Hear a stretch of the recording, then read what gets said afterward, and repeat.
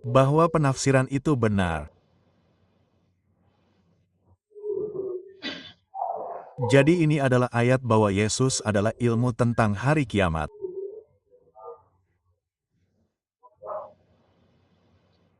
Namun para ulama kita dengan cepat menyadari bahwa tidak ada kontradiksi dalam Al-Quran. Al-Quran bebas dari kontradiksi. Dan jika Anda mengatakan bahwa dia adalah ilmu tentang hari kiamat, maka akan ada kontradiksi karena ilmu tentang hari kiamat hanya ada pada Allah dan hanya pada Allah. Jadi apa yang mereka lakukan? Mereka terlibat dalam sesuatu yang disebut akrobat Al-Quran. Mereka berkata ketika Allah mengatakan ini, dia bermaksud demikian. Jadi mereka mengambil sebuah ayat dan mengubahnya menjadi sebuah ayat.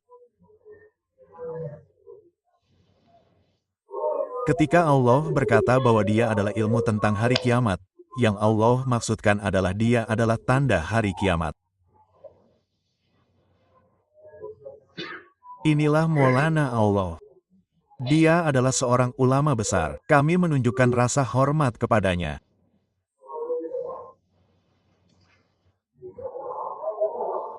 Namun kami katakan tidak.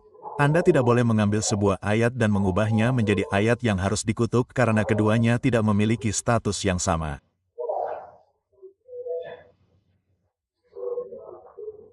Ini adalah status yang lebih tinggi. Dan Anda melakukan ini karena Anda menyadari bahwa akan ada kontradiksi yang dikatakan Al-Quran yang juga memiliki ilmu tentang hari kiamat ketika Al-Quran mengatakan hanya Allah yang memiliki ilmu itu. Maka kita mengutuk mereka yang dapat mengambil ayat tersebut dan mengubahnya menjadi mut. Kita harus keluar dari kontradiksi tersebut. Dan kita katakan bahwa tus itu palsu.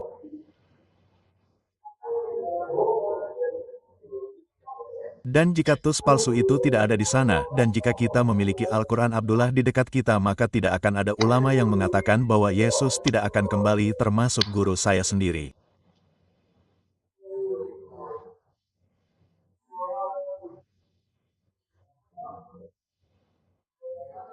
Jadi saya yakin bahwa saya benar bahwa cara yang benar untuk membaca Al-Quran adalah bahwa dia adalah tanda hari kiamat.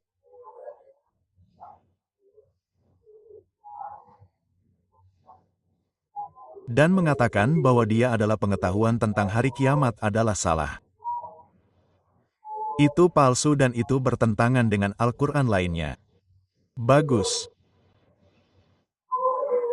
Tetapi jika mereka tidak setuju dengan saya dan orang yang sama yang melihat adalah kafir, saya katakan tidak masalah. Mari kita tinggalkan itu untuk hari penghakiman. Dan jika Anda tidak mengubah pandangan Anda dan membuat tobat dan Anda berdiri di hadapan Allah pada hari penghakiman dengan omong kosong itu, saya minta maaf untuk Anda. Bagus. Pertanyaan berikutnya. Cukup banyak pertanyaan. Ini dari para wanita.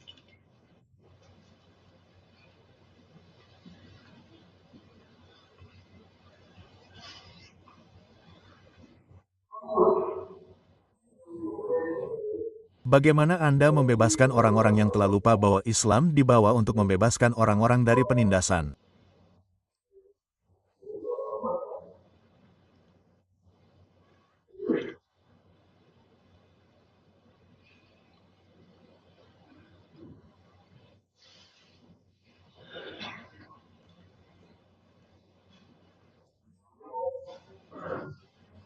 Kita punya nubuatan Nabi Muhammad.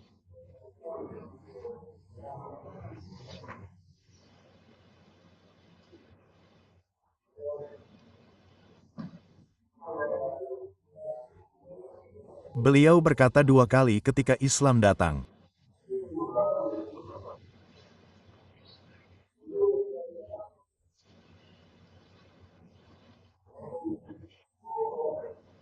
Mereka adalah kaum tertindas, orang-orang yang berbeda dari kaum mapan. Mereka adalah kaum pinggiran. Mereka adalah budak. Mereka adalah semi-budak. Mereka adalah kaum miskin. Mereka adalah kaum tertindas. Dan Islam datang sebagai sarana pembebasan dari penindasan. Itulah sebabnya kaum miskin membenci Islam. Dan kaum miskin serta kaum tertindas tertarik pada Islam. Dan ketika akhir zaman tiba, Islam akan kembali seperti semula.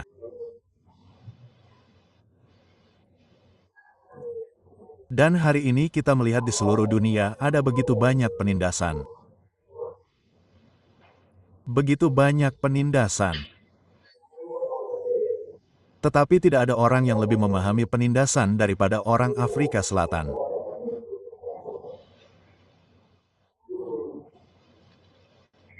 Inilah pentingnya menjadi orang Afrika Selatan. Saya tidak peduli apakah Anda berkulit hitam atau putih, atau coklat atau kuning.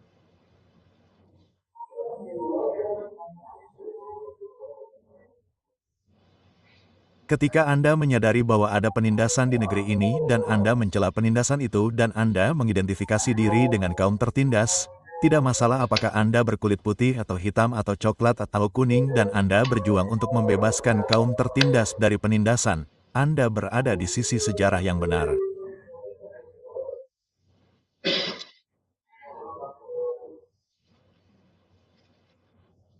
Dan itulah seharusnya Islam di Afrika Selatan.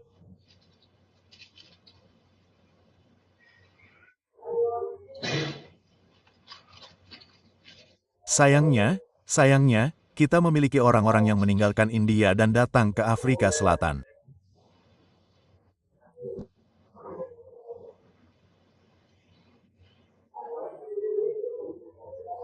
Dan ketika mereka datang ke Afrika Selatan, mereka membawa serta model keilmuan Islam, model pendidikan Islam yang mereka dapatkan dari India.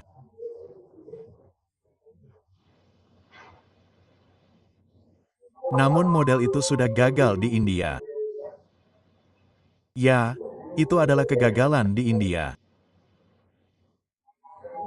Dan suara yang paling mencerahkan bagi munculnya Islam di India adalah Dr. Muhammad Bal.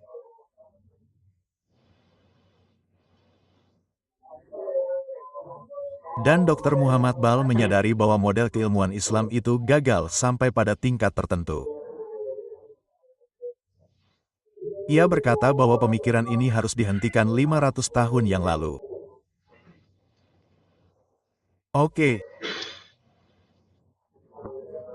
Jadi itu tidak berarti kita harus menghancurkannya, tetapi kita harus menyadari bahwa itu kurang dan cacat. Itu tidak berarti kita harus menghancurkannya. Namun itu gagal di India. Itu gagal di India. Dan apa yang menyertainya adalah apa yang memberi energi pada seluruh India.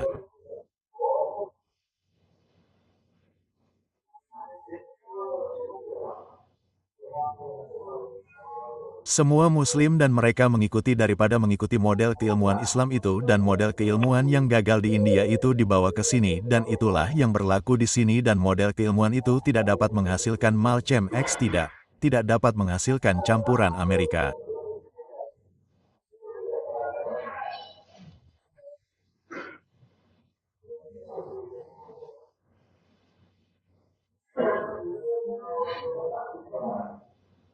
Jadi yang kita butuhkan sekarang adalah Islam yang kita bawa, yang datang sebagai kekuatan pembebasan karena Tuan Budak akan datang setelah Afrika Selatan, Tuan Budak baru di Washington, siapa namanya?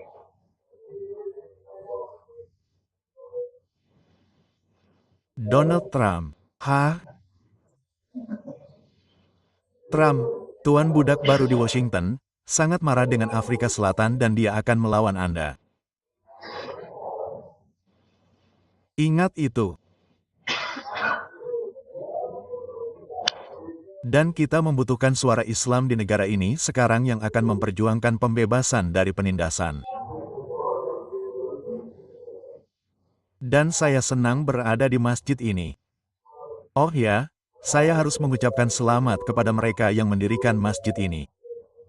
Saya harus mengucapkan selamat kepada mereka yang mengelola masjid ini. Saya harus mengucapkan selamat kepada Anda. Ya, saya harus mengucapkan selamat kepada Anda. Anda melakukan pekerjaan dengan baik di masjid ini. Ya, karena Islam yang akan membebaskan kaum tertindas itu non-sektarian. Islam tidak mengenakan sarung tinju untuk berpartisipasi dalam pertandingan tinju sektarian manapun. Sekarang, jadi saya berharap dan berdoa agar suara Islam akan muncul di Afrika Selatan yang akan berjuang untuk pembebasan kaum tertindas. Saya terkesan dengan Nani Pando. Ya. Tidak, saya tidak bisa menjawab semua pertanyaan ini. Sampai jumpa besok pagi.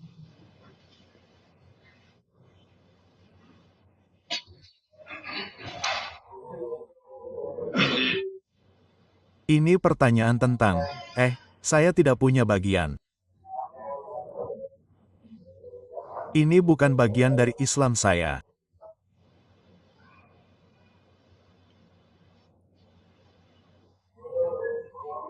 Di mana China yang populer masuk ke politik dunia?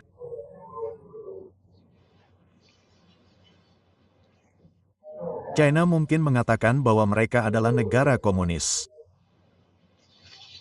Namun, kenyataannya China adalah pebisnis. Oh, ya.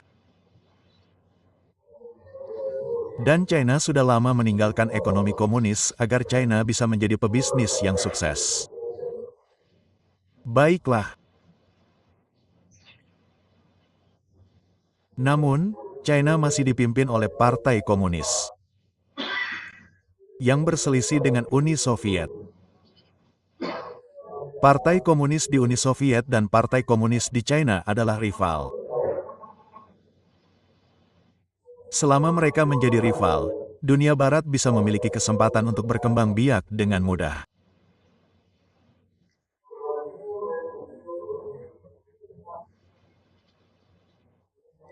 Namun, begitu Uni Soviet runtuh pada tahun 1980-an dan Rusia dengan cepat kembali ke hati Kristen Ortodoksnya, China melihat apa yang tidak dilihat oleh Muslim manapun.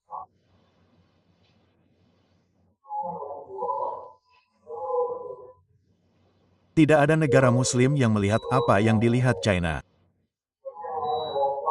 China memiliki lebih banyak basar daripada negara-negara Islam lainnya karena China menyadari implikasi dari apa yang telah terjadi di Rusia.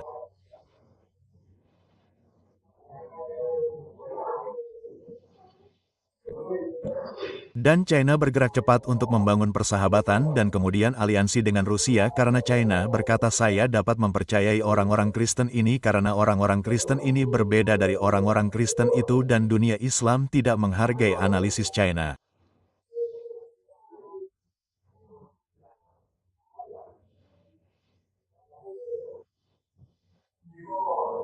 Jadi sebelum Barat bisa mengedipkan mata, itu terjadi begitu cepat, persahabatan dan aliansi terjalin antara China dan Rusia.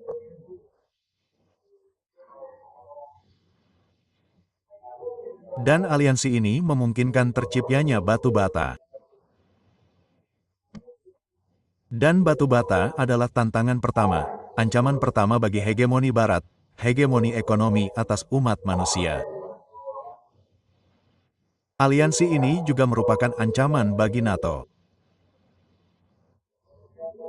Karena aliansi inilah Maduro masih menjadi presiden Venezuela. Sebelum ini, Amerika Serikat mengganti pemerintahan di Amerika Latin setiap minggu pagi. Setiap minggu pagi, mereka melakukan pergantian rezim. Mereka menyebutnya diplomasi kapal perang. Namun lihatlah apa yang terjadi di Venezuela. Anda boleh mendengus dan menggerutu, tetapi Anda tidak dapat mengubah pemerintahan Venezuela. Mengapa? Karena ada kekuatan di dunia yang sekarang terlalu kuat bagi Barat. Ini adalah aliansi China dan Rusia. Oke, saya rasa kita harus mengakhiri hari ini karena sudah terlambat untuk perhatian Anda dan kami mengucapkan terima kasih sekali lagi. Beliau telah melakukan perjalanan pagi ini lebih awal. Beliau tiba setelah salat Jumat dan sekali lagi memberikan layanan lainnya untuk kita. Allah menganugerahkan Anda kekuatan yang besar dan kemampuan untuk melanjutkan pekerjaan Anda yang luar biasa. Insya Allah warisan Anda akan terus hidup insya Allah. Kami juga menanyakan tentang ini. Silakan. Ada banyak kitab Syekh. Anda bisa melihat sekilas kecemerlangan dan keahliannya di bidang estetika. Anda dapat membeli kitab-kitab ini. Kitab-kitab ini akan dijual dan akan menjadi investasi yang sangat baik bagi Anda. Anda dapat menggunakan bulan Ramadan untuk mendidik diri sendiri dan mendapatkan lebih banyak wawasan tentang topik-topik diskusi yang penting ini. Insya Allah, kita sekarang akan mengakhiri sesi dan kami akan membuat permintaan dan permohonan yang kuat kepada Syekh bahwa kami membutuhkan Anda untuk kembali insya Allah dan selama bulan Ramadan, semoga kita dapat mengadakan banyak sesi seperti ini dan memberi manfaat bagi sebagian besar saudara dan saudari kita di sini. Saya akan kembali. Ya, saya akan kembali. Saya baru saja mengajukan satu pertanyaan yang menurut saya semua orang sedang pikirkan. Apa peran Afrika Selatan di zaman? Apa peran Afrika Selatan di Zan?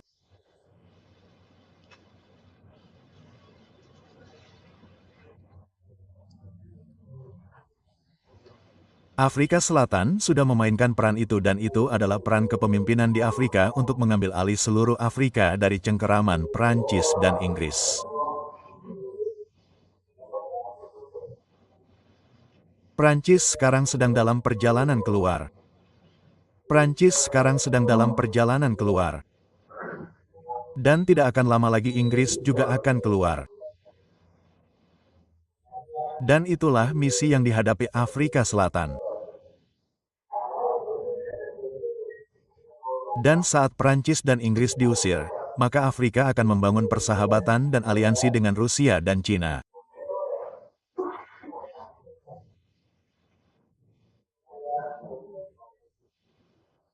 Dan itu sekarang akan menjadi cara terbaik untuk menanggapi penindasan dari para penindas masa kini, para tuan budak.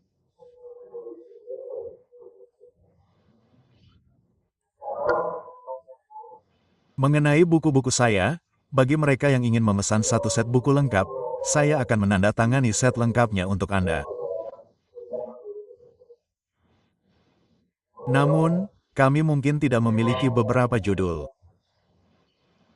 Jadi, jika Anda memesan satu set lengkap, saya akan menandatanganinya untuk Anda. Tetapi jika ada beberapa judul yang hilang, ketika saya sampai di Malaysia, saya akan mengirimkannya untuk Anda. Insya Allah. Oke.